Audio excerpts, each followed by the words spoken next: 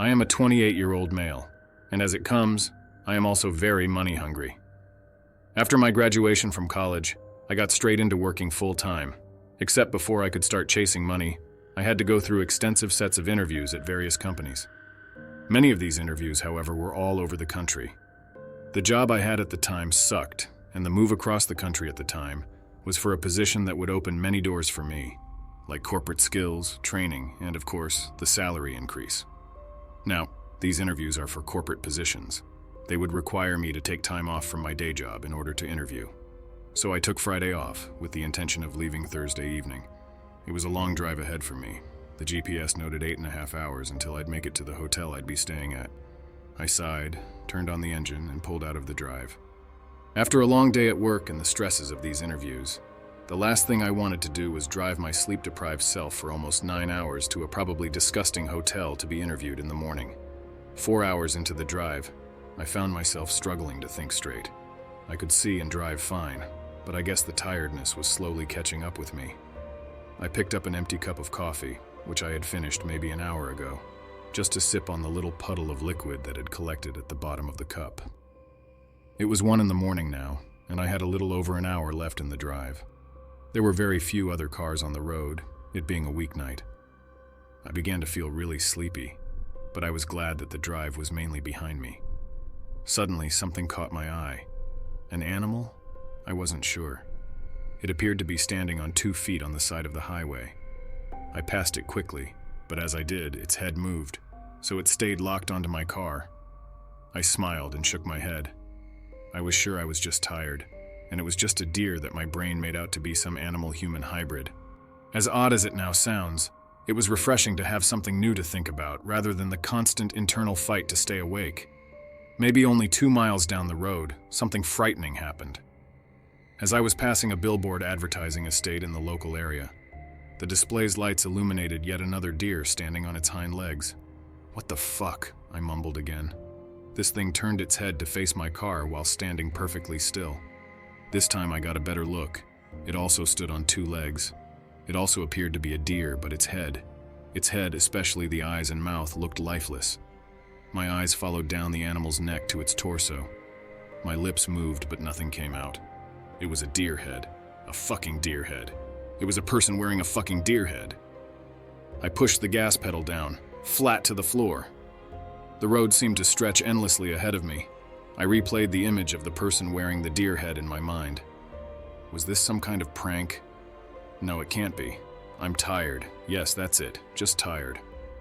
I was simply hallucinating from lack of sleep. My car continued to power down the deserted road. There was no other car in sight. I was all alone.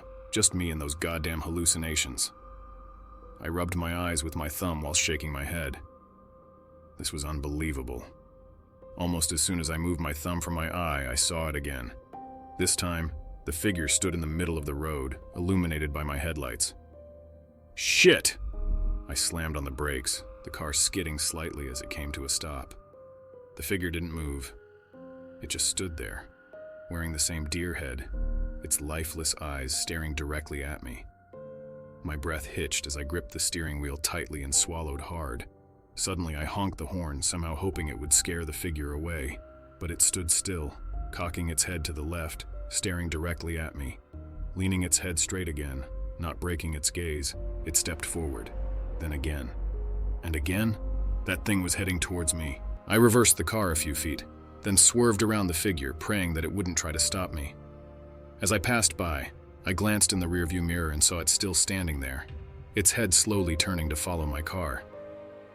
Then emerging from the side of the road, another figure, and another, all wearing animal heads. I drove as fast as I could, my eyes darting between the road ahead and the rearview mirror. The hotel was still about an hour away, and I had no idea if the figures were following me or not. I needed to stay alert, but the fatigue was there, weighing me down. I couldn't afford to stop, not after what I had seen. Finally, the lights of the small town where my hotel was located came into view. I felt a wave of relief wash over me.